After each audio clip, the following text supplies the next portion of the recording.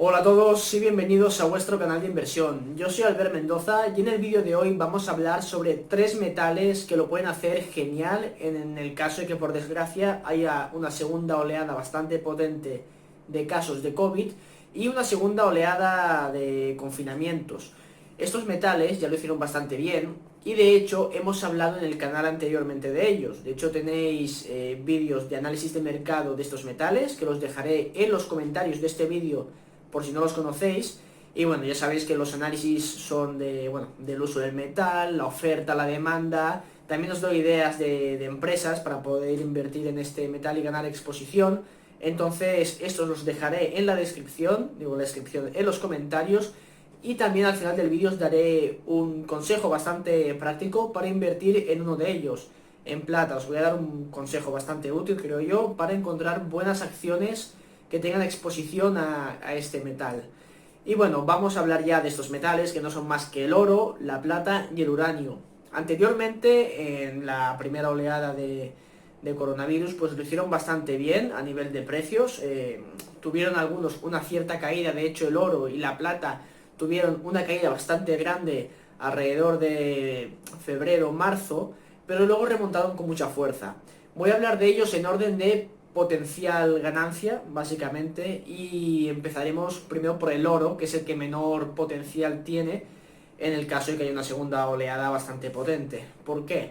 ¿Por qué va a subir el oro? Básicamente el oro es una reserva de valor, debemos analizarlo como una divisa que mantiene su poder adquisitivo en el tiempo, no como una commodity con una cierta utilidad industrial, que tiene su componente industrial, pero es algo bastante residual. Entonces, ¿por qué puede crecer a nivel de valor? Básicamente por las políticas monetarias de los gobiernos. Básicamente los gobernantes no van a dejar que esto los deje con los pantalones bajados y van a imprimir cantidades de dinero para financiar obviamente toda la deuda, posible infraestructura, van a empezar con sus planes keynesianos y toda esta movida, y entonces esto va a generar una inflación que la podremos ver o no la podremos ver, como ha estado oculta estos años por el entorno inflacionario que ha existido, pero tarde o temprano esa creación monetaria, ese aumento de la base monetaria va a tener su efecto en la economía real. Y tarde o temprano tendremos que ver esos efectos y además todo este tema de la pandemia está obligando a los gobiernos a aumentar esta emisión monetaria para financiar sus gastos y bueno, no dejar a la población sin recursos, entre comillas, podríamos decir, no estaría bien dicho, pero bueno, creo que entendéis la idea de por qué a los políticos les interesa mantener este tipo de políticas que a largo plazo empobrecen a la población, claramente. Como dice mi ley, es un impuesto a los pobres, básicamente de inflación, porque se carga toda la riqueza que se ha reservado en la moneda del país. Pero bueno, ese sería el motivo principal por el cual veríamos un aumento del oro, de su precio. De hecho, en la anterior oleada, el precio del oro tuvo un bajón bastante grande en marzo, de hecho llegó hasta los 1500 otra vez, después de haber subido un poquito a principios de año, pero después remontó con bastante fuerza, llegando hasta prácticamente los 2100, si no recuerdo mal. También, ¿por qué digo que tiene menos potencial? Porque su capacidad de producción, o sea, la oferta de oro, no se vio tan afectada como otros metales. De hecho, el oro solo se vio afectado en un 9% de la industria mundial. Por lo tanto, no ha sido un impacto tan grande en el cese de producción de oro, pero aún así podemos ver un aumento bastante grande de su revalorización por las políticas monetarias de los gobiernos. Por lo tanto, este yo creo que es el metal que menos potencial tiene, siendo bastante alcista y de hecho teniendo oro en cartera, pero es uno de los que más potencial tiene en comparación con el resto de metales o del sector de las materias primas. El segundo metal del que voy a hablar es la plata. La plata, como ya sabéis, tiene un componente industrial muy importante y esto podríamos decir, sí, claro, pues se va a ver muy afectado el componente industrial si hay una segunda oleada de encierros y de distanciamiento social, etcétera, que haga que los gobiernos pongan medidas más restrictivas. Obviamente la producción industrial se va a ver reducida y esto va a afectar a la demanda de plata. Y ahí tenéis toda la razón.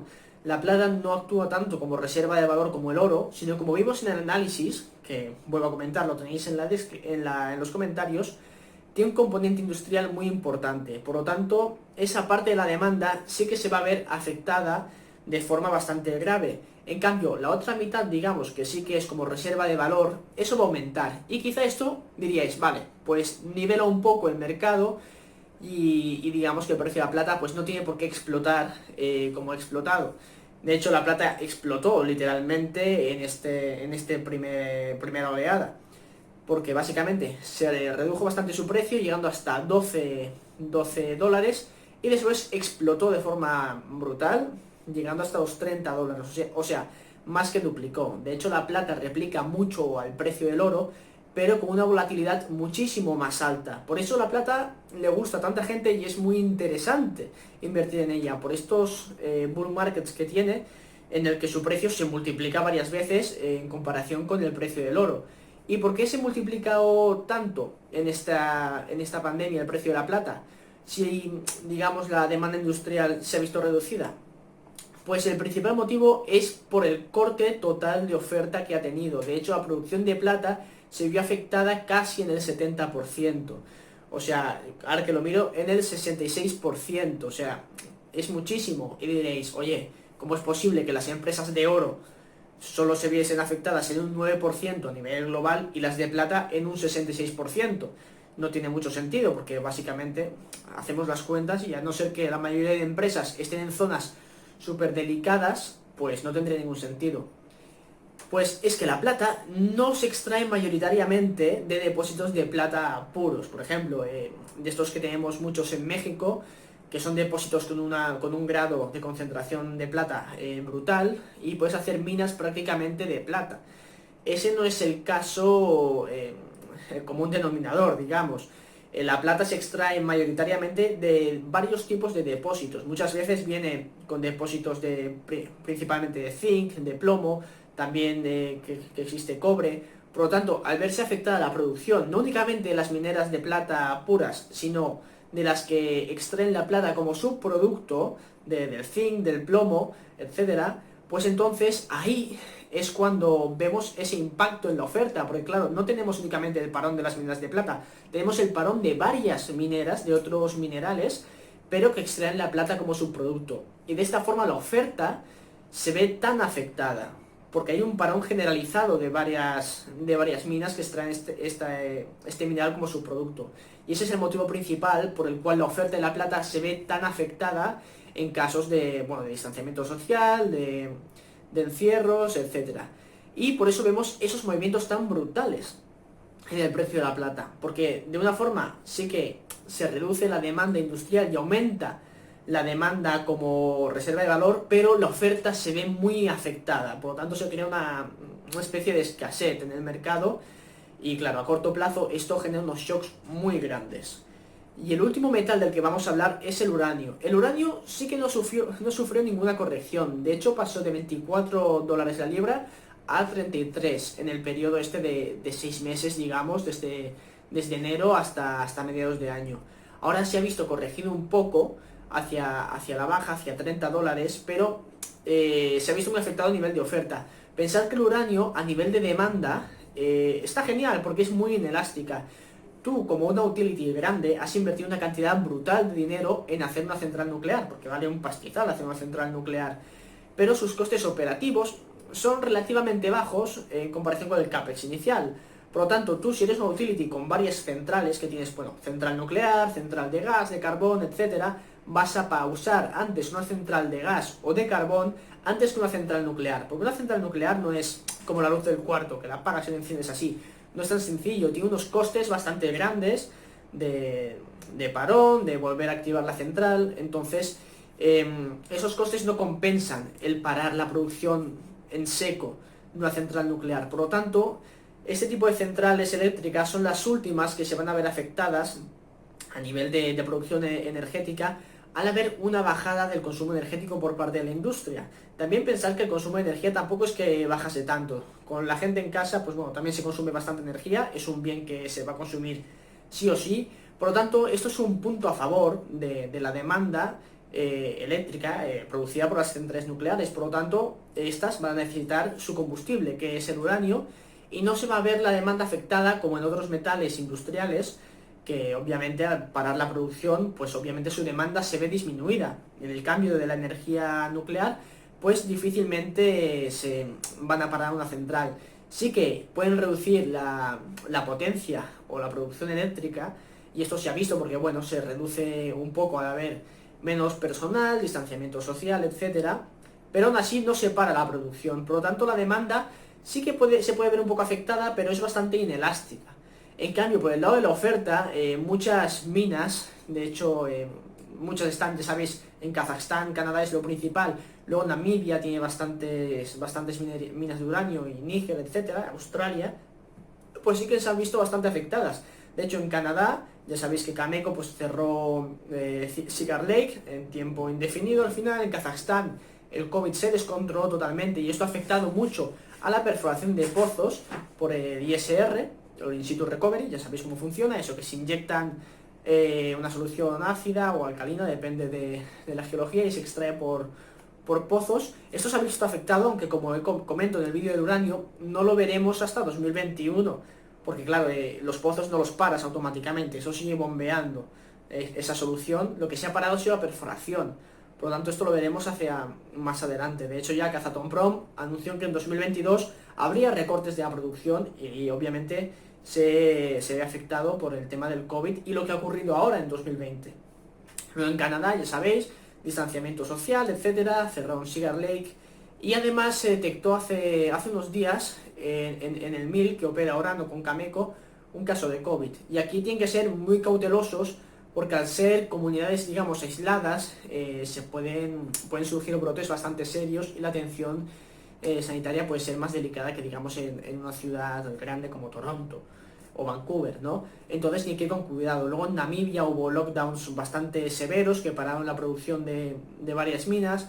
Por lo tanto, se ha visto muy afectada la oferta de uranio cuando, por otro lado, la demanda apenas se ha visto afectada. Por lo tanto, de haber una siguiente ola de COVID o de confinamientos severos, si la oferta se ve otra vez afectada, como se ha visto afectada en esta primera ola, va a ser buenísimo para el uranio, o sea, va a ser genial.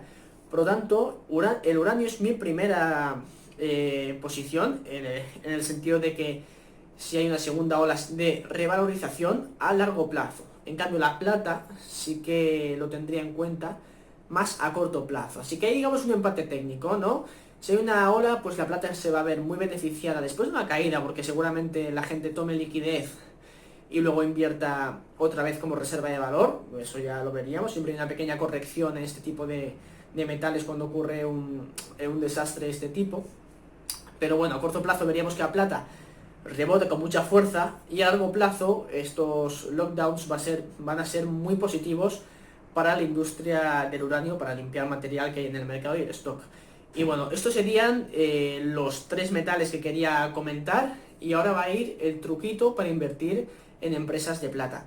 Este truquito, si me seguís en mis vídeos, ya lo he dicho alguna vez, y es que no hay empresas de plata baratas, son todas jodidamente caras. O sea, el ejemplo más claro, que lo enseño en el ejemplo del análisis del mercado de la plata, es Silvercrest. Tienes un depósito brutal, Las Chispas en México, es buenísimo, con mucho potencial de exploración. Buah, pero está carísimo, o sea, se está pagando a 2 veces net present value o si no más. Por lo tanto, no es muy viable invertir en estas empresas porque son caras. De hecho, son mineras y tienen un riesgo elevado al ser minería, y además me las vende súper caras. Entonces, ¿cómo invierto en plata si no quiero plata física? Es decir, que un depósito de plata para apalancarme de una forma más potente a esta posible subida. ¿Cómo lo hago?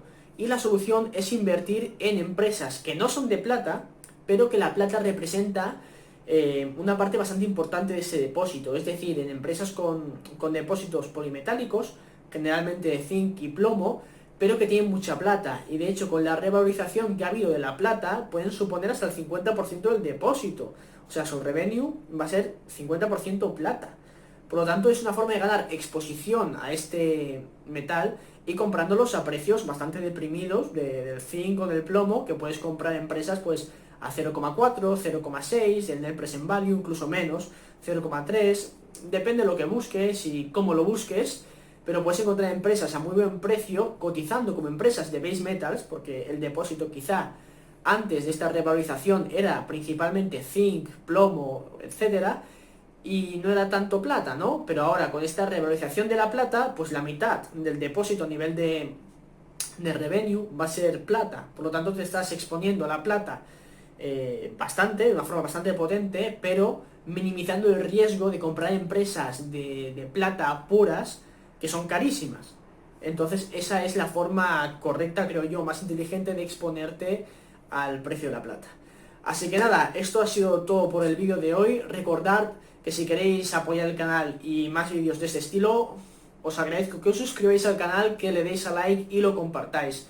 Y esto es todo por el vídeo de hoy y nos vemos en el siguiente. Chao.